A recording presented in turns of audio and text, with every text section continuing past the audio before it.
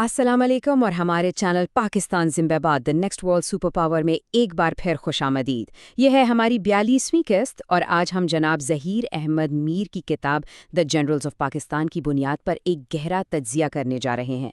तो आइए पाकिस्तान की तारीख के एक बहुत ही नाजुक मोड़ को समझते हैं और देखते हैं कि अपने क़याम के वक्त उसे किस किस्म के माशी और दिफाई बहरान का सामना करना पड़ा था। देखें, ये जो जुमला है ना, 1947 में पाकिस्तान बना उम्मीद के साथ मगर खजाने के बगैर, ये सिर्फ चंद अल्फाज नहीं हैं। ये पाकिस्तान की पैदाइश की पूरी कहानी का खुलासा है। सोचे ज़रा, एक तरफ आज़ादी की वो बेपनाह खुशी, वो जश्न, लाखों लोगों की आंखों में उम्मीद के चिराग, लेकिन बिल्कुल उसी लम्हे दूसरी तरफ एक ऐसी कड़वी, एक ऐसी ठोस हकीकत थी जो सिर्फ एक छोटी मोटी रुकावट नहीं थी। नहीं, ये एक वजूदी बहरान था, एक ऐसा बुनियादी चैलेंज जिसने उस नई कौम की तकदीर का रुख हमेशा के लिए मुतय्यन कर देना था। तो चलें कहानी के इस पहले बाब में कदम रखते हैं, जिसका उन्वान है उम्मीद और मुश्किलात। और ये नाम बिल्कुल सही है, क्योंकि पाकिस्तान की पैदाइश की हकीकत यही दो लफ्ज़ों का इम्तिजाज थी। एक तरफ एक नई कौम का ख्वाब था, एक रोशन मुस्तकबिल का वादा, और दूसरी तरफ हकीकत की दुनिया में वो पहाड़ जैसे चैलेंजेस थे जो पहले दिन से ही इस नौज़ायदा मुल्क के इस्तकबाल के लिए खड़े थे। अब ज़रा इस सूरत हाल की संगीनी का तसव्वुर करने की कोशिश करें।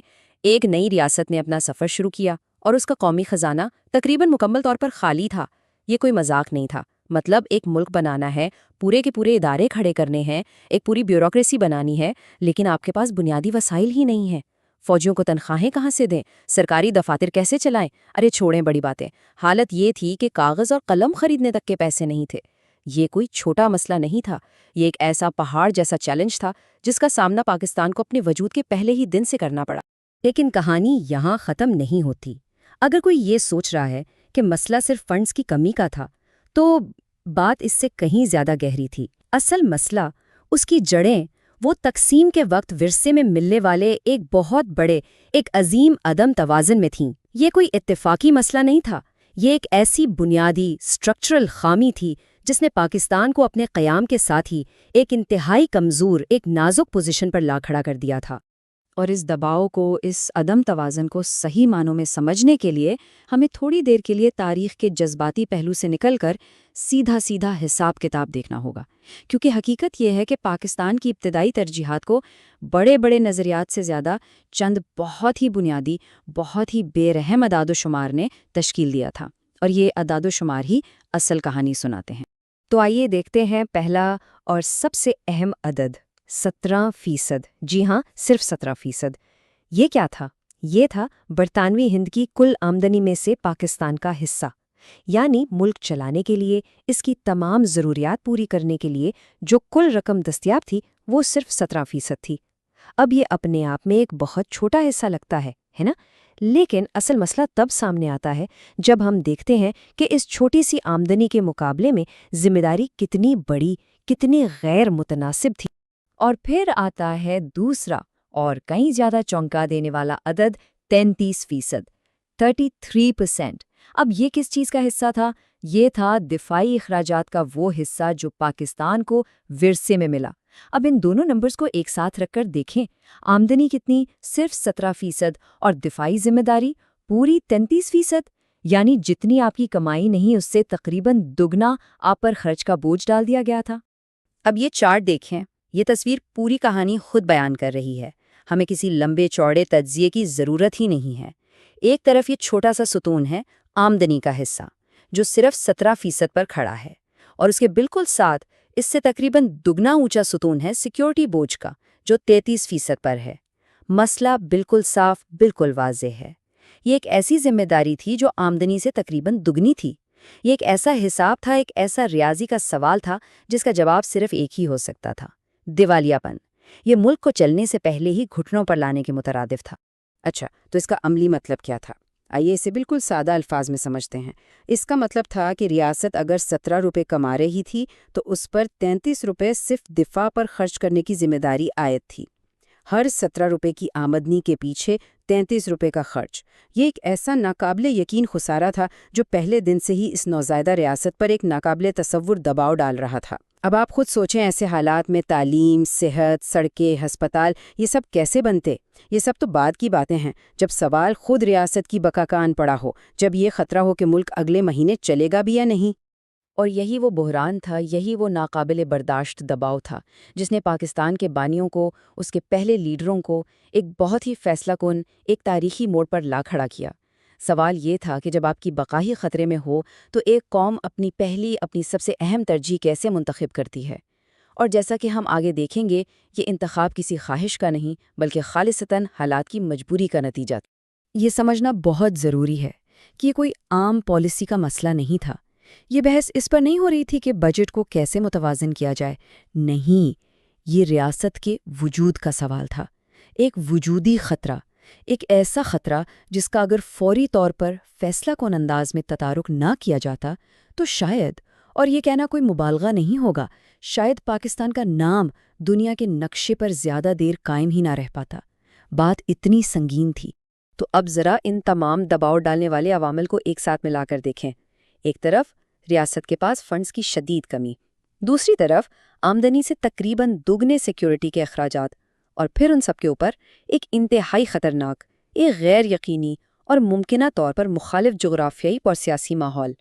یہ تینوں عوامل جب ایک ساتھ ملے تو انہوں نے ایک پرفیکٹ سٹارم، ایک ایسا طوفان کھڑا کر دیا جس کا رخ صرف اور صرف ایک ہی سمت میں تھا۔ تو جب یہ تمام پہلو، ایک کمزور معیشت، ایک خالی خزانہ، ایک بہت بھاری فوجی بوجھ اور ایک غیر یقینی پڑوس، جب یہ سب ایک ساتھ ملتے ہیں تو آگے کا راستہ صرف ایک ہی نظر آتا ہے۔ ایسے حالات میں آپ کو بیٹھ کر طویل بحث مباحثے کے بعد حکمت عملی نہیں بنانی پڑتی، نہیں، حکمت عملی خود بخود واضح ہو جاتی ہے۔ حالات خود آپ کو بتا دیتے ہیں کہ آپ کا اگلا قدم کیا ہونا چاہیے۔ اور یہی وہ نتیجہ ہے جس کی طرف یہ تمام حقائق اشارہ کر رہے ہیں۔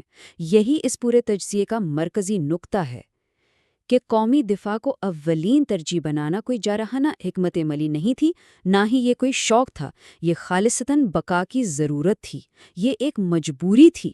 اصول بہت سادہ ہے، جب آپ کا وجود ہی خطرے میں ہو، جب آپ کی بقائی داؤ پر لگی ہو تو باقی سب کچھ، تعلیم، صحت، ترقی، یہ سب کچھ بعد میں آتا ہے۔ سب سے پہلے ہر قیمت پر آپ اپنی حفاظت کو یقینی بناتے۔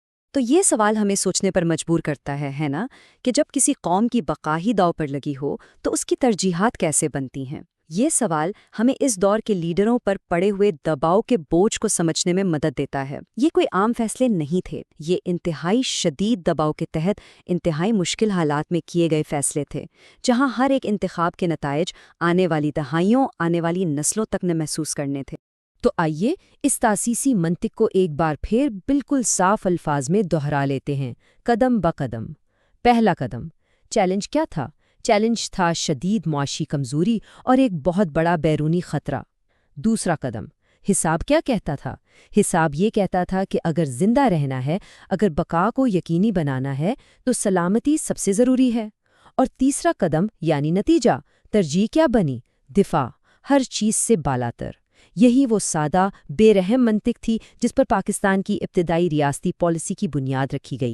اور یہ سمجھنا بہت اہم ہے کہ یہ صرف 1947 کا ایک بجٹ سے متعلق فیصلہ نہیں تھا، نہیں، یہ اس سے کہیں بڑھ کر تھا۔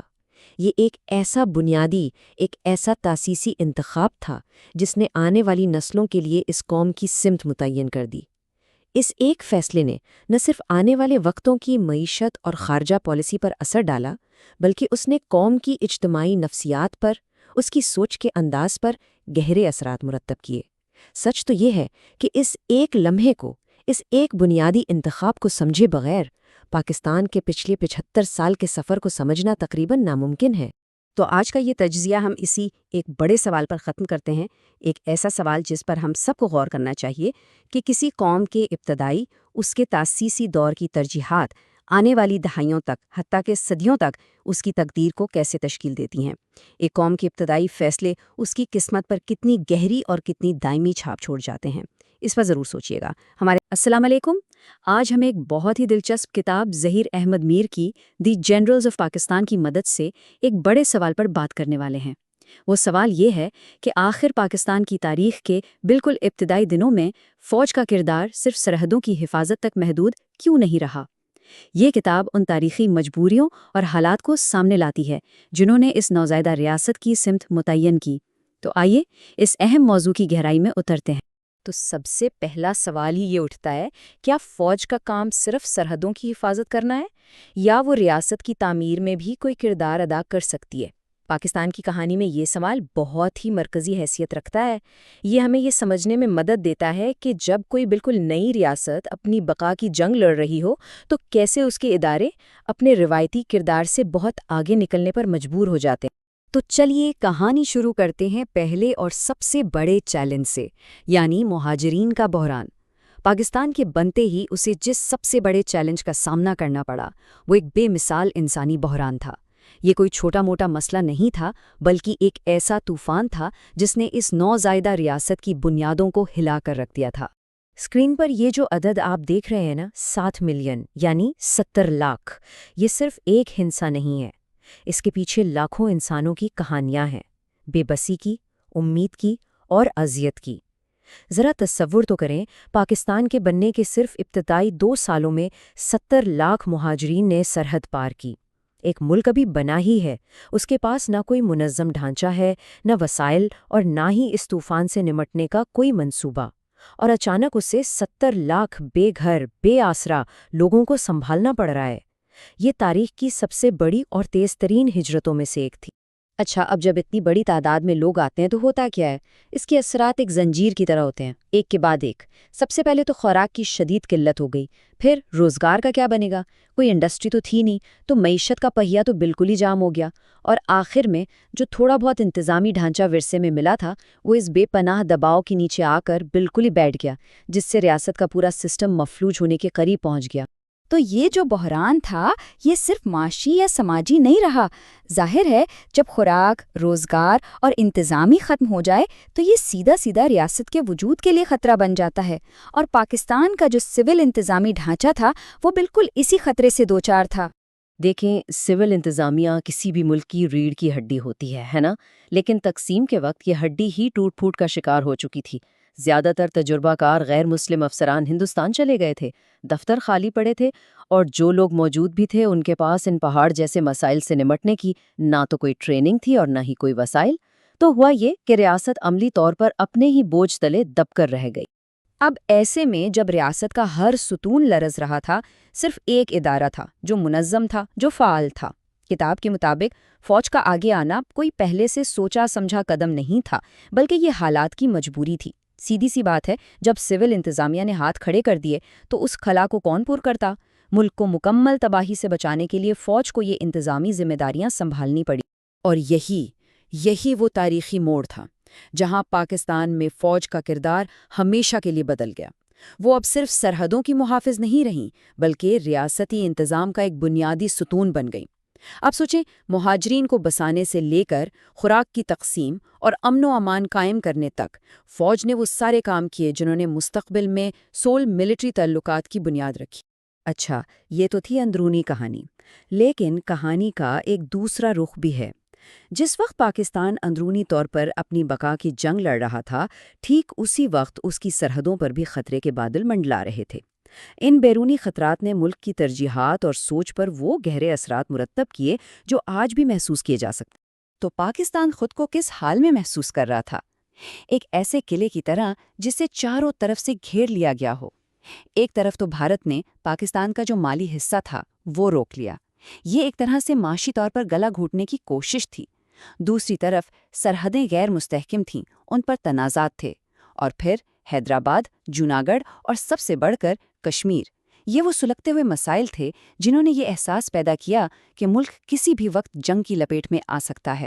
تو جب اندر اتنی افراتفری ہو اور باہر سے اتنے خطرات ہوں تو اس سنگم نے قیادت پر ایک حقیقت بالکل واضح کر دی، اور وہ حقیقت کیا تھی کہ پاکستان صرف ایک ملک نہیں ہے، بلکہ یہ ایک قلعہ ہے، ایک ایسا قلعہ جسے ہر قیمت پر بچانا ہے، اور یہی احساس آگے چل کر پاکستان کی پوری قومی سلامتی کی پالیسی کی بنیاد بننے والا تھا۔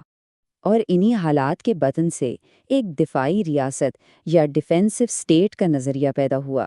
یہی مصنف کا مرکزی خیال ہے کہ پاکستان کی ہر پالیسی، ہر فیصلہ، ہر ادارے کی تشکیل کے پیچھے جو سب سے پہلی ترجیح تھی وہ اپنا دفاع اور اپنی بقا تھی۔ اس نظریے کے تحت ریاست کے تمام وسائل کو قومی سلامتی کے لیے وقف کر دینا ایک انتخاب نہیں بلکہ ایک مجبوری بن گیا۔ اور اس پوری سوچ کا نچوڑ، اس کا خلاصہ اس ایک جملے میں ہے: ایک مضبوط فوج کے بغیر پاکستان زندہ نہیں رہ سکتا۔ کتاب کے مطابق یہ صرف ایک نعرہ نہیں تھا، یہ وہ ٹھوس حقیقت تھی جسے اس وقت کی قیادت نے قبول کر لیا تھا۔ یہی وہ بنیادی اصول بن گیا جس نے آنے والی دہائیوں کے لیے ریاست اور فوج کے رشتے کی سمت طے کی اور یہ فیصلہ کیا کہ ملک کے وسائل کس طرح تقسیم ہوں۔ تو آخر میں یہ سوال ہمارے سامنے آتا ہے کہ تاریخی مجبوریاں کسی ملک کے آج کے اداروں کی شکل کیسے بناتی ہیں۔ دی جرنلز آف پاکستان کا مرکزی پیغام یہی ہے کہ اگر ہمیں پاکستان کے اداروں کو سمجھنا ہے تو ہمیں ان کے قیام کے وقت کے بحرانوں کو سمجھنا ہوگا۔ یہ ایک اہم یاد دہانی ہے کہ حال کی جڑیں ہمیشہ ماضی کی گہرائیوں میں ہوتی ہیں اور کسی بھی ادارے کا کردار صرف کتابوں میں لکھی باتوں سے نہیں۔ ظہیر احمد میر اپنی کتاب دی جنرلز آف پاکستان میں ایک بہت ہی بنیادی اور اہم سوال اٹھاتے ہیں۔ سوال یہ ہے کہ آخر وہ کیا تاریخی حالات تھے، وہ کیا مجبوریاں تھیں جنہوں نے ایک ملک کی فوج کو اس کی شناخت کا، اس کے وجود کا مرکزی ستون بنا دیا۔ تو آئیے آج ہم اسی کتاب کی روشنی میں پاکستان کی تاریخ کے ان بالکل ابتدائی طوفانی لمحات کا جائزہ لیتے ہیں اور یہ سمجھنے کی کوشش کرتے ہیں کہ کیسے ایک ادارہ ملک کی سب سے مضبوط اور شاید سب سے فیصلہ کن قوت بن کر ابھرا۔ یہی وہ سوال ہے جو اس پوری کہانی، اس پورے تجزیے کا محور ہے۔ یہ صرف کسی فوجی ادارے کے طاقتور ہونے کی داستان نہیں ہے، بالکل نہیں، بلکہ یہ اس بات کو سمجھنے کی کوشش ہے کہ ایک بالکل نیا ملک جو اپنے وجود کی جنگ لڑ رہا تھا، اس میں ایک ادارہ اتنا ضروری، اتنا ناگزیر کیوں ہو گیا کہ اسے قوم کی ریڑھ کی ہڈی کہا جانے لگا۔ اور اس کا جواب ہمیں پاکستان کے اسی افراتفری سے بھرپور جنم میں ملتا ہے۔ دیکھیے 1947 میں جب پاکستان بنا تو یہ کوئی پرسکون ماحول میں نہیں ہوا تھا۔ یہ ایک ایسی ریاست کا جنم تھا جسے وراثت میں استحکام نہیں ملا، بلکہ ہر طرف بحران ہی بحران ملے۔ یوں سمجھ لیں کہ ایک ایسے طوفان میں ایک کشتی اتاری گئی جس میں ملک کا وجود ہی داؤں پر لگا ہوا تھا اور ہر ادارہ اپنی بقا کی جنگ لڑ رہا تھا۔ اب ذرا صورتحال کا اندازہ لگائیے۔ ریاست کے پاس شروع سے ہی کچھ نہیں تھا، خزانہ مکمل طور پر خالی تھا، لاکھوں کی تعداد میں مہاجرین سرحد پار سے آ رہے تھے جس نے انتظامی ڈھانچے کو بالکل ہلا کر رکھ دیا تھا، اور جو سیاسی قیادت تھی وہ کسی ایک بات پر متفق ہی نہیں ہو پا رہی تھی۔ ایسے حالات تھے کہ کوئی بھی ادارہ، چاہے وہ سول سروس ہو یا سیاست، ٹھیک سے کام کرنے کی پوزیشن میں ہی نہیں تھا۔ ہر طرف بس ایک خلا تھا، ایک ویکیوم۔ اور پھر اسی شدید افراتفری اور بحران کے دوران ایک ایسا واقعہ پیش آیا جس نے پاکستان کی فوج کی تقدیر اور اس کے کردار کو ہمیشہ کے لیے طے کر دیا، اور وہ واقعہ تھا 1947 اور 48 کی جنگ کشمیر۔ اس ایک جنگ نے فوج کو وہ چیز دی جو اس وقت ملک کے کسی اور ادارے کے پاس بالکل نہیں تھی، ایک واضح مقصد، ایک کلیئر مشن۔ یہ جملہ آپ سمجھیں کہ اس پوری بحث کا نچوڑ ہے۔ کشمیر کی جنگ صرف سرحدوں پر لڑی جانے والی ایک لڑائی نہیں تھی، نہیں، یہ وہ لمحہ تھا جب فوج کی نظریاتی اور ادارہ جاتی شناخت کی بنیاد رکھی گئی۔ اسی وقت فوج نے خود کو صرف ایک دفاعی قوت نہیں سمجھا، بلکہ ملک کا نظریاتی محافظ اور اس کی بقا کا ضامن سمجھنا شروع کر دیا۔ تو اس جنگ نے فوج کو وہ 3 بنیادی چیزیں دیں جو اس وقت کسی بھی دوسرے ادارے کے پاس نہیں تھیں۔ پہلی چیز، ایک بالکل واضح اور فوری مشن، یعنی ملک کی سرحدوں کی حفاظت کرنا۔ دوسری، ایک ایسا قومی کاز جس نے پورے ادارے کو اندر سے ایک کر دیا، متحد کر دیا۔ اور تیسری اور شاید سب سے اہم چیز، عوام کا اعتماد۔ اس بحران کے وقت میں لوگوں نے فوج کو اپنے واحد اور آخری محافظ کے طور پر دیکھنا شروع کر دیا تھا۔ اور یہیں سے وہ تضاد گہرا ہونا شروع ہوتا ہے جس نے آگے چل کر پاکستان کی تاریخ کا رخ ہی موڑ دیا۔ یعنی جس وقت فوج ایک منظم، متحد اور بامقصد قوت بن کر ابھر رہی تھی، ٹھیک اسی وقت ملک کا جو سویلین ڈھانچہ تھا وہ اندرونی اختلافات اور کمزوریوں کی وجہ سے مستقل بکھر رہا تھا۔ یہ فرق بالکل صاف نظر آ رہا تھا۔ ایک طرف سیاستدان تھے جو آپس میں لڑ رہے تھے، بیوروکریسی غیر منظم تھی اور معاشی بحران قابو سے باہر ہو رہا تھا، اور دوسری طرف فوج تھی جو ایک متحد کمان کے نیچے کام کر رہی تھی، اس کا ڈھانچہ منظم تھا اور اس کا مقصد بالکل صاف تھا، ملک کا دفاع۔ اس موازنے نے ایک واضح تصویر پیش کر دی کہ کون سا ادارہ ملک کو استحکام دے سکتا ہے۔ تو اس ساری صورتحال کا منطقی نتیجہ کیا نکلا؟ نتیجہ یہ نکلا کہ جب ریاست کے باقی تمام ستون لرز رہے تھے تو فوج وہ واحد ادارہ تھی جو مضبوطی سے اپنی جگہ پر کھڑی تھی۔ اس نے نہ صرف سرحدوں کا دفاع کیا بلکہ وقت کے ساتھ ساتھ ملک کے اندرونی استحکام کی سب سے بڑی علامت بن گئی۔ دیکھیں، تاریخ کا ایک اصول ہے کہ جہاں بھی طاقت کا خلا پیدا ہوتا ہے نا، اسے کوئی نہ کوئی قوت بھرنے ضرور آتی ہے۔ تو جب ایک ادارہ اتنا مضبوط، اتنا منظم اور عوام میں اتنا مقبول ہو جائے اور باقی سب کمزور ہوں تو اس کا اختیارات کے مرکز میں آنا تقریباً ناگزیر ہو جاتا ہے۔ پاکستان کی فوج کے ساتھ بھی بالکل یہی ہوا۔